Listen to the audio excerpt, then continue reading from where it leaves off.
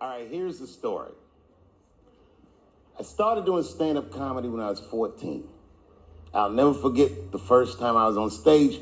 The guy that introduced me was a guy named J.T. Newton. I'm 47. I can close my eyes and remember the introduction like it was yesterday. It went like this. Ladies and gentlemen, this next young man coming to the stage is starting his comedy career tonight. Who knows? We may be witnessing the birth of a star. Please welcome David Chappelle.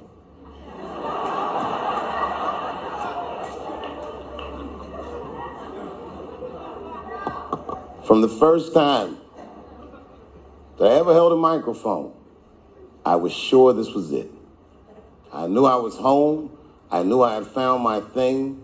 And my God, man, I was a child. I got good. Matter of fact, I was good from the moment I started. And I'm not saying this to be a braggart. I'm telling you the truth. These old niggas was in awe of me. How is this little boy so poised? They used to say. I was. I mean, you know, I got better, but it started out good. About a year into it, when I was 15 years old, I had written a joke during the AIDS epidemic about having a Goodyear condom. Something, I don't even remember the joke. Something about an industrial strength condom by Goodyear.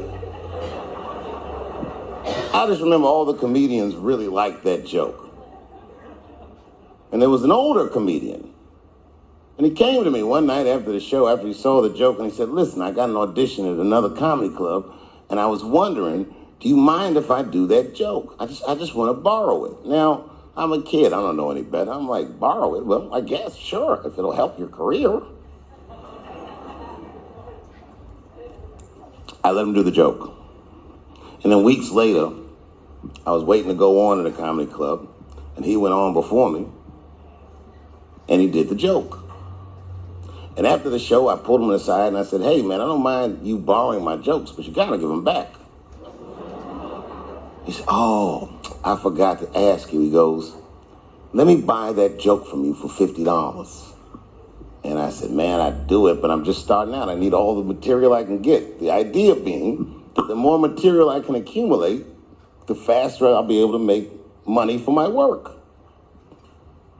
I said, I can't do it. I want my joke back. I'll never forget this. Remember, I was a 15-year-old child. This guy was a grown-ass man. He stood up over me so I could see how big he was. And he said to me, really? I can just take it. And he did. I got scared because I was a child. But I never forgot that.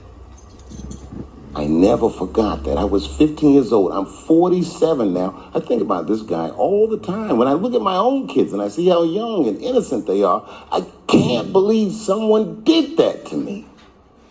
And I don't think about it every day because that was the worst thing that happened to me.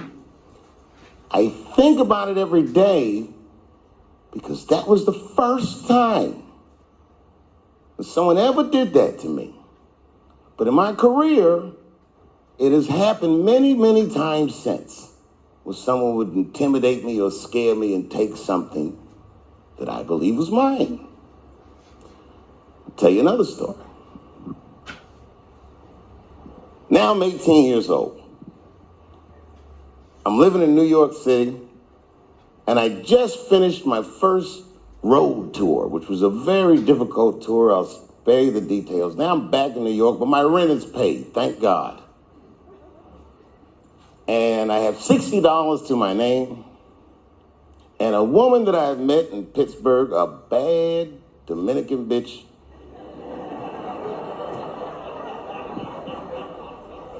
was coming to New York. She was going to spend the weekend with me. I couldn't wait for her to get there. She was coming that evening. But remember, I only had $60 for a whole weekend to entertain a bad bitch. Now I'm walking through Greenwich Village, and I see something I've never seen before. 3-card Monte. You know what that is? Yeah, the guy had the whole thing. The table was set up, and he had the 3 cards, and the crowd was hooting and hollering, and he was like, find the red card, find the red card. And people were playing. Sometimes they win, sometimes they lose, but it was really exciting, and I'm standing there watching it, and I noticed while I'm watching them play this game that the red card, the one you're trying to find, had just a little bend on the corner. And I'm watching it, and I'm like, yo, this guy doesn't seem to know that red card is bent. I'm going to beat this motherfucker. And I walked up to the table, and I said, let me play a hand. And I put my last $60 on that table, and he starts to shuffle and find the red card, find the red card. And I kept watching that bent card go around the table, make sure I kept my eyes on that bent card. And when he stopped shuffling, and he said, find the red card, I pointed to it with confidence. Here it is right here. And he flipped it over, and it was black. And he took my money. I couldn't fucking believe that. How did this nigga do that? Was that magic or sorcery? I was confused. So you know what I did? I sat there, and I watched him for a real long time play the game. And I realized that all those people who was doing all that hooting and hollering and betting, my God, they were his friends. They were in on the whole thing. I felt so wronged. I felt so stupid. And then the next sucker came up to the table and was about to put his money down. And I said, fuck that, man. Don't put your money there. All these niggas is in on it. It's a trick. And when I said that, the guy that was dealing, and this motherfucker was huge, snatched me up by my collar. Feel how strong he was when he grabbed me. I was a skinny little guy. And he was gonna maul me. The only reason he didn't, I'm sure, is because he saw the fear in my face. And that fear, he looked at me. I saw his eyes go from hard to soft. He softened. Then he looked at me like the way a father would look at a child. And he said to me, young man, don't ever come between a man and his meal. I never forgot that either. Most niggas would have to run the streets for years to learn a lesson that profound. It took me 2 seconds. Never get between somebody and their paper. Taking a man's livelihood away from him is akin to killing him.